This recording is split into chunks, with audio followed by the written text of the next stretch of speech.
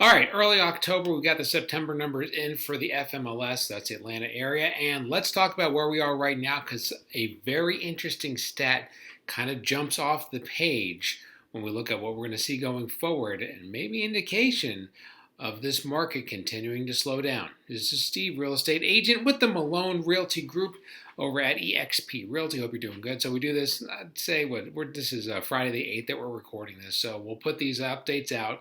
At the end of the month, we get the numbers from the previous month, but there's still some closings in the machine that are still getting ground out. So we like to do kind of a more holistic look at what happened last month, usually around 7-8 days in.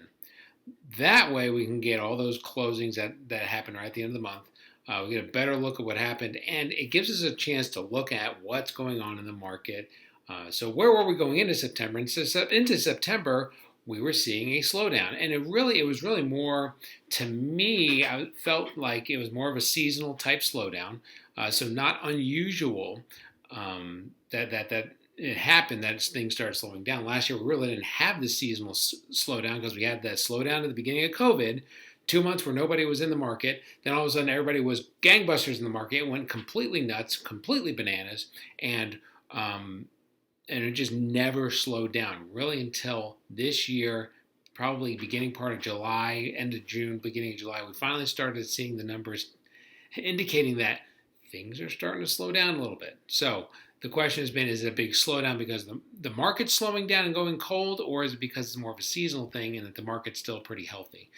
Based on what we're seeing and based on what we've seen in the past, I don't think that there's any indication that the market's getting ready to completely crash or bubble or crater or anything like that.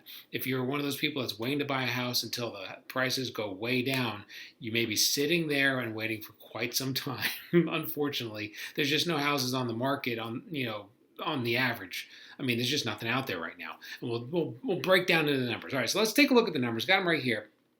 So here's some numbers that show us that the market's still pretty strong.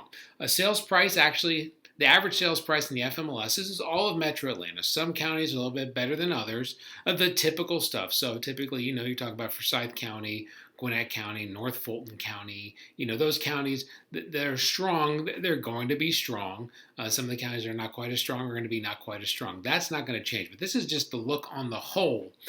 Sales price up a hair. It had gone down a hair going into September and had been kind of holding steady, but it's gone up a hair. That's good news. It hasn't continued its downward trend. It's kind of holding steady, which, in what's been a seasonal slowdown, if we're seeing things hold kind of steady, that's good, number one. Number two, when you think about where the prices have been in the last calendar year, over 15 to 20% appreciation year over year from last year to this year if you own a house. Some spots are a little bit better than that. But everybody, if you owned a house, you did good in the last calendar year, okay? The numbers are very good. And the hope is, and I hate to say this because, again, I own my own house too. The hope is that it's not that good this year, simply because we just cannot sustain the kind of growth over the next year that we saw over the last year. So hoping that the prices still go up, but they only go up maybe in that 4 to 6% range versus 15 to 20%. So the fact that they're kind of slightly better is actually a healthy sign. It means they're not going down. Going down means, okay, we need to take a second look at this. But going way up means that, oh my goodness, the machine's still rocking. So the fact that it's just up a hair, I think is good. The number of homes for sale is holding steady. It's been better. We've had added more listings. We've seen less buyers in the market, and that's allowed us to add homes. They're holding steady right now. So there's fewer buyers and still don't have an appreciable number of listings. So it's not like we're adding a whole bunch of listings back into the market and not selling anything. Really not selling as much as we were, and we're not adding a whole lot of listings. So everything's kind of holding steady. Better than it's been, but still we need a little bit of work. We need more houses on the market. So when you look at the month supply is at 1.4 months right now. What that means is if everything just stopped as far as adding houses, we don't add any more houses, and at the rate that we're selling things, we just sold what we have. How long would it take to sell everything? And right now it would be 1.4 months. When you're looking at a balanced market between a seller's market and a buyer's market, the number is 6. So if it's lower than 6, it's a seller's market. Higher than 6, it's a buyer's market. So it's been a seller's market for a while. 1.4 is a very, very strong seller's market. It was down at 1.1 back in the spring. So in some spots it was well below the one. So that's bananas crazy, super ridiculous mondo seller's market. Now it's just a really, really strong seller's market. Okay, so that's the good news. The market itself is not cratering right now. The market itself, is doing slightly better than it was. It's still holding tight. Now, here's some things that we're noticing, numbers that are still on the downside. And again, these could all be seasonal, and I think that they are seasonal based on where we are. Pending and closed sales are down month over month. Again, that's seasonal, and it's been going in that seasonal trend. New listings, again, like we talked about, they're down, but again, that could be a seasonal trend. The average days on market is actually up a little bit. So the average days on market, I think it was 16. Now it's up to around 20. So that's gone up a little bit. Okay, so what that means is houses have a little bit more breathing time. I mean, unless you're in one of those really hot spots, we just put a listing on the market in Swanee in one of those favorable price points, and it's going to have multiple offers on it. So if you're in those price points, you're still gonna have a bunch of offers. It's going to go pretty quick. But just you're a standard house in a spot that's not so hot, slightly higher end. I mean, you're going to have a little bit more breathing time than you had. Let's see what else we have. The percentage of list price is down slightly. So if you listed it, what's the percentage of that number that you're going to get? That's been going down, but it's been well above 100%. It's still well above 100%. So, I mean, the market's still strong. It's not like people are only getting 95% of what they're asking for. It's still over 100%, but worth noting, it is down a little bit.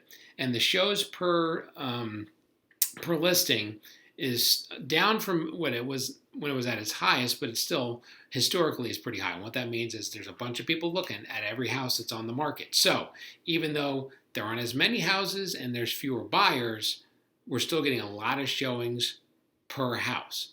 When you look back at 2019, 2018, the number was like half or even a third of what it is right now, which means that there are many more homes to go around and the buyers had more to choose from. There wasn't that frantic, everybody jump on the one house that came on the market. So that's kind of where we are right now. But this is the interesting number that popped up when we look at it. The price per square foot in the FMLS has been basically flat for the last 5 months. It was $174 per square foot for like 3 months. Then last month it was in August it was $175. Last month it was $176. I'm going to count that as kind of flat. So it was $174, $174, $174, $175, $176. Because it does go up, but then as you look at the graph, it kind of plateaued. It's plateaued for 5 months in a row. So that's an interesting number. So that's a number that even though you have seasonality, you have things like that, when you look at the historical number over time, it does steadily tick up. Okay, the price per square foot. Again, plateaued 5 months in a row. That's an interesting number to watch. So what I think that means is that the market's still trying to kind of figure out where it wants to be. And, a lot of stuff going on in the world right now is driving this too. We just got the jobs report today for September, not quite as strong as people were hoping. The stock market has definitely been wonky over the last month as well. So there's a little bit of uncertainty out there in the market, what's going to happen, So I think that's kind of adding to it. The rates are up slightly, but again, they're near historic lows. So those are all the numbers. Those are, a lot of it's driven by seasonality. So those are the numbers. So I put that all into my brain, put that all into everything that we've learned.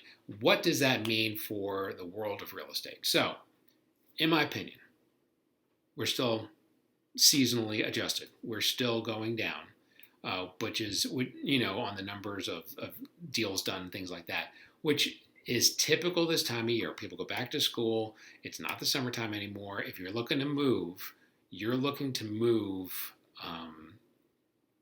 because you have to move. So those are people who are looking to move in the fall. I mean, nobody wants to go, hey, let's go look and, hey, look at homes, in the fall, if you don't have to, because you got so much other stuff going on.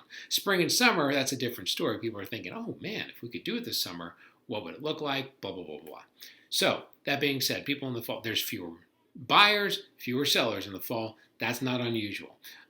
The fact that we didn't have it last year and it's kind of freaking people out a little bit, um, I don't think it's anything worth freaking out about yet. But let's look at what happens once we get into spring. Because once we get into spring, since this is a seasonal thing, I think once we get into February and March, if we can get that rebound, let's see what happens. I mean, the other thing is, really would have thought we would have a lot more listings at this point.